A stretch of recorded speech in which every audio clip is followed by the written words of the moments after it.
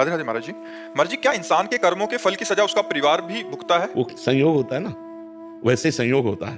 अब जैसे आपने एक अच्छा कर्म किया तो आपके माता पिता को धन्यवाद दिया जाएगा, आपका पूरा परिवार सुखी होगा, आपका पड़ोस सुखी होगा, आपका गांव सुखी होगा। कि हमारे गांव में वो हैं, संयोग है।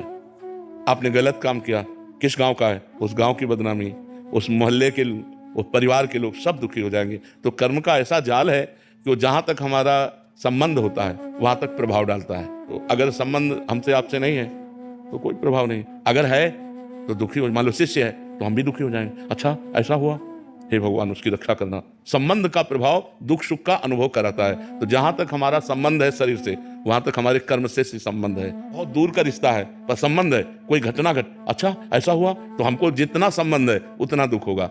घनिष्ठ संबंध है तो व्यथा इतनी बढ़ जाएगी कि आप सह नहीं पाएंगे, रोने लगेंगे। तो ये संबंध का है। कर्म का अच्छे और बुरे कर्म का भोग संबंधियों को भोगना पड़ता है, उनको भी उतना, जितना संबंध है उतना भोगना पड़ेगा। अब हमारा ज्यादा संबंध नहीं है पर सुनने का है तो एकदम एक थोड़ा सा विषाद हुआ, और भाई मर गया और ज्यादा विषाद हुआ, पुत्र मर गया तो विषाद में एकदम चले गए।